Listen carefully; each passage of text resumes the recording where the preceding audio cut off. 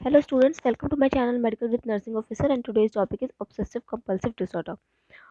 आज हम करने जाएंगे OCD। आपने बहुत बार सुना होगा कि OCD क्या होता है और OCD के बारे में आपने सुना होगा कि कोई पर्सन कहता है कि मुझे OCD है। हम टीवी में भी देखते हैं OCD है। तो OCD होता क्या है, ऑब्सेसिव कंपल्सिव डिसऑर्डर क्या होता है, क्यों होता है, इसको कैसे डायग्नोज करते हैं, इसका ट्रीटमेंट कैसे करते हैं और इसके साइन सिम्टम्स क्या होते हैं, ये आज हम इस लेक्चर में देखेंगे। तो चलते हैं आगे। अगर आपने चैनल को सब्सक्राइब नहीं किया है तो प्लीज़ चैनल को सब्सक्राइब कर ले और वीडियो को लाइक करें अगर आपको समझ आए तो। So, obsessive compulsive disorder is a state in which the outstanding symptom is a feeling of subjective compulsion which must be resisted to carry out some action, to dwell on an idea, to recall an experience, to dominate on an abstract topic, unwanted thoughts, which include the insistence of words or ideas, are received by the patient to be inappropriate or nonsensical. So obsessive compulsive disorder एक ऐसा disorder है जिसमें कि patient को बार बार repeated thoughts आते हैं जिसकी वजह से उसको एनजाइटी होती है और उस एनजाइटी को रिड्यूस करने के लिए वो क्या करता है, रिपीटेड एक्शन करता है। सो रिपीटेड थॉट आना और उसको उस एनजाइटी को कम करने के लिए जो कि थॉट की वजह से आ रही है, रिपीटेड एक्ट करना इज ऑब्सेसिव कंपल्सिव डिसऑर्डर। ठीक है, नॉर्मली। सो ऑब्सेशन का मतलब होता है repeated thoughts come to the mind and compulsion का मतलब होता है कि repeated action done for relieving the anxiety और of person. So obsession compulsion disorder का डेफिनेशन यही है कि जो भी पर्सन होता है, ऑब्सेशन कंपल्सन क्या होता है कि एक ऐसा स्टेट है जिसमें कि क्या होता है कि ऐसे पेशेंट को ऐसे सिम्टम्स, ऐसी फीलिंग आती है कि वो एक्ट करना स्टार्ट कर देता है। ठीक है, अपनी एंजाइटी को रिड्यूस करने के लिए उसको एक्ट करता है ताकि उसकी एंजाइटी रिड्यूस हो सके।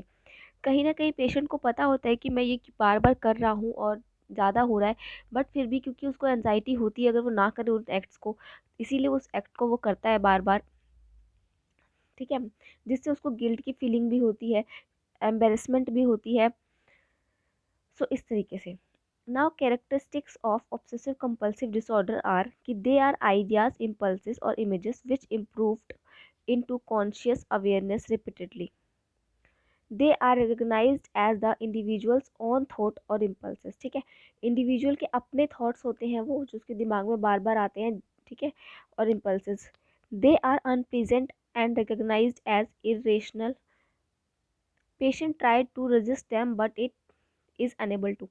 ठीक है, ये क्या होते हैं, अनप्लीजेंट से थॉट्स होते हैं, अनप्लीजेंट होते हैं। पेशेंट को कई बार लगता है कि नहीं मुझे ऐसा नहीं करना चाहिए, अपने आप को वो बहुत रोकने की कोशिश भी करता है लेकिन वो ऐसा नहीं कर पाता। Failure to resist idea to mark to distress, ऐसे आइडियाज को रजिस्ट करने में फेल होता है जिससे कि उसको डिस्ट्रेस हो रहा है। They are aimed at either prevailing or neutralizing the distress fear arising out of obsession. So these are the characteristics of obsessive compulsion disorder.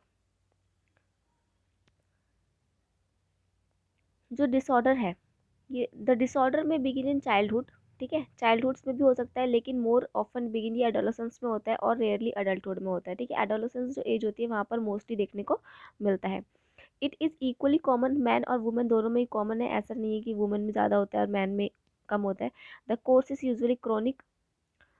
Many OCD sufferers also have major depressive disorder. ठीक है, उनको depressive disorder होता है, कईयों को panic disorders होते हैं, social phobia होता है, इधर स्पेसिफिक या फिर स्पेसिफिक फोबिया होता है, ईटिंग डिसऑर्डर्स होते हैं, subjective abuse, substance abuse sorry, और पर्सनैलिटी डिसऑर्डर्स होते हैं। उनको भी ओसीडी होने के चांसेस रहते हैं। तो ज़्यादातर जिनको कोई साइकेट्रिक प्रॉब्लम है लाइक आपका फोबिक डिसऑर्डर है या फिर डिप्रेसिव डिसऑर्डर है, पैनिक डिसऑर्डर हो गया, सोशल फोबिया हो गया, स्पेसिफिक फोबिया हो गया, पर्सनैलिटी डिसऑर्डर हो गया, तो जिसको भी साइकेट्रिक डिजीज कंडीशंस होती है उनको जो है ऑब्सेसिव कंपल्सिव डिसऑर्डर होने के चांसेस रहते हैं। चलते हैं आगे कॉजेस की तरफ। सो कॉजेस में twin studies have consistency found a significantly higher concordance rate. ठीक है, for monozygotic twins than for dizygotic twins. So monozygotic twins में जो है कि हाई इसका रेट माना जाता है कि उनको ज़्यादातर होने के चांसेस होते हैं। Family study of this patient have shown that 35% of the first degree relative of obsessive compulsive disorder patient are also affected with the disorder. ठीक है, फैमिली की अगर आप फैमिली स्टडी से पता चला है कि 35% केसेस ऐसे होते हैं जहाँ पर फर्स्ट डिग्री रिलेटिव को ये डिजीज़ होने के चांसेस रहते हैं। अगर किसी को उनकी फैमिली में है तो फर्स्ट डिग्री रिलेटिव जो होते हैं उनको भी ये डिसीज़ कंडीशन होने के चांसेस रहते हैं। बायोकेमिकल इन्फ्लुएंसेस की बात करें तो a number of studies suggest that the neurotransmitter serotonin may be abnormal in individual with obsession compulsive disorder. जो हमारा न्यूरोट्रांसमीटर होता है सीरोटोनिन, वो क्या होता है, ऑल्टर्ड हो जाता है। ठीक है, ऑल्टर्ड हो जाता है इस केस में, ओसीडी के केस में। Next is psycho analytic theory. So psycho analytic theory क्या बोलती है कि जब the psycho analytic concept views patient with obsessive compulsive disorder as having regressed to developmentally early stages of the infantile superego, whose harsh exacting punitive characteristic now reappeared as a part of psychopathology. So psycho analytic theory यही बोलती है कि जो भी OCD का patient होता है ना, उसमें क्या होता है कि जो सुपर ईगो होता है हमारा, सुपर ईगो होता है, ये अर्ली स्टेज में डेवलप हो गया होता है। ठीक है, ये इसका जो डेवलप होता है ये अर्ली स्टेज में ही डेवलप हो गया होता है सुपर ईगो। और इस सुपर ईगो के डेवलप होने की वजह से, जल्दी डेवलप होने की वजह से ओसीडी देखने को मिलता है। Next is behaviour theory. So behaviour theory क्या बोलती है कि it explain obsession as a condition stimulus to anxiety. ठीक है, compulsion have been described as learned behaviour that decreases the anxiety. जैसे कि मैंने आपको पहले कहा कि जो पेशेंट होता है वो अपनी एंजाइटी को डिक्रीज करने के लिए एक्ट करता है ना। तो ऑब्सेशन बिहेवियर थ्योरी के अकॉर्डिंग क्या है कि जो ऑब्सेशन है एक ऐसा कंडीशन स्टिमुलस है जिससे कि एंजाइटी होती है। ठीक है, और कंपल्शन क्या है, इसको ऐसे डिस्क्राइब किया गया कि एक बिहेवियर है जो कि एंजाइटी को डिक्रीज करता है। ठीक है, एसोसिएटेड विद ऑब्सेशन। जो भी उसको थॉट्स आ रहे हैं, ऑब्सेशन का मतलब होता है थॉट, जो भी उसको रिपीटेड थॉट आ रहे हैं उसको कम करने के लिए जो वो बिहेव करता है, जो वो एक्टिविटी करता है, वो होता है आपका compulsion. So this decrease in this decrease anxiety positively this decrease anxiety and positively reinforce the compulsive act and they become stable learned behavior. This theory is more useful for treatment purpose. ठीक है, तो इसमें क्या है, behaviour theory में यही है कि जो भी क्या होता है कि उसके पास ऐसे कंडीशन स्टिमुलस, मतलब कि जो उसको थॉट आती है, ऑब्सेशन होता है, जब ऑब्सेशन होता है उसको तो क्या होता है कि एनजाइटी प्रोड्यूस होती है और उस एनजाइटी को रिड्यूस करने के लिए वो बिहेवियर करता है, मतलब बिहेव करता है, मतलब एक्ट करता है।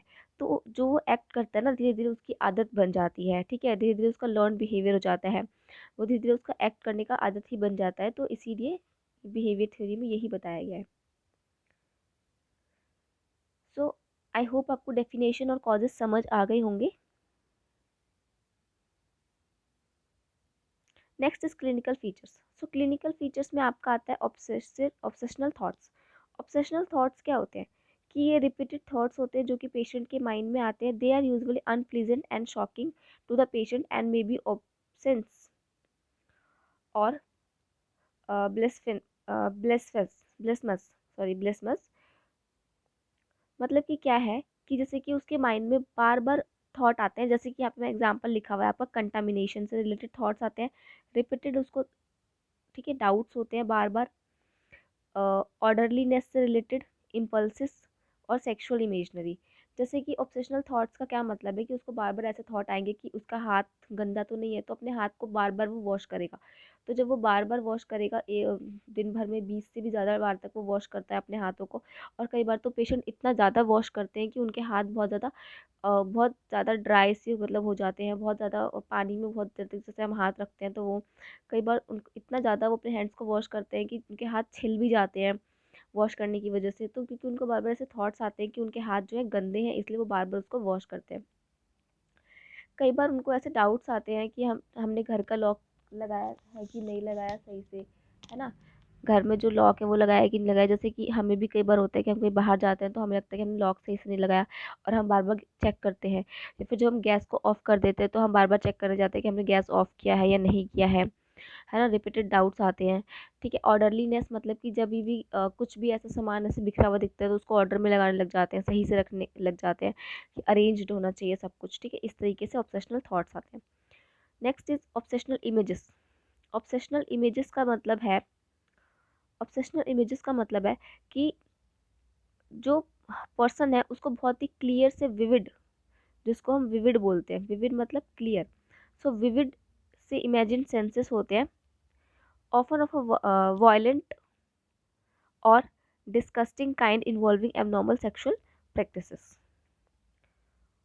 Obsessional rumination. ऑब्सेशनल रूमिनेशन का क्या मतलब है कि जो पेशेंट है उसके अंदर खुद के अंदर एक डिबेट चल रही होती है। ठीक है, पेशेंट का इंटरनली एक डिबेट चल रही होती है, आर्ग्यूमेंट चल रहा होता है कि जो हम क्या किस बारे में कि and against even the simplest everyday action are reviewed endlessly. So obsessional ruminations क्या होते हैं कि दीज इन्वॉल्व इंटरनल डिबेट्स। ठीक है, पेशेंट के अंदर इंटरनल डिबेट चल रही होती है in which arguments for and against arguments होते हैं, जिसमें कि उसके लिए भी होते हैं और जो एक्टिविटी कर रहे हैं और फिर उसके खिलाफ भी होते हैं। The simplest everyday actions are reviewed endlessly. ठीक है, जैसे कि मैंने आपको बताया कि बार बार किस चीज़ को करने के लिए एक्ट करता है, हर एक चीज़ को ऐसे हैंड वॉश कर रहा है बार बार, तो वो सोचेगा कि करूँ, हैंड वॉश करूँ या नहीं करूँ, अभी तो किए थे हाथ साफ है, फिर उसको दूसरे तरह से आएंगे नहीं हैंड तो डर्टी है मुझे वॉश करना ही है, फिर वो सोचेगा कि नहीं अभी वॉश किए थे, फिर उसको गिल्ट की फीलिंग होगी, एम्बेरसमेंट होएगा, फिर भी वो वॉश कर ही लेगा एंड में जा करके। ठीक है, ऑब्सेशनल डाउट्स। ऑब्सेशनल डाउट्स का क्या मतलब है कि these may concern actions that may not have been completed adequately.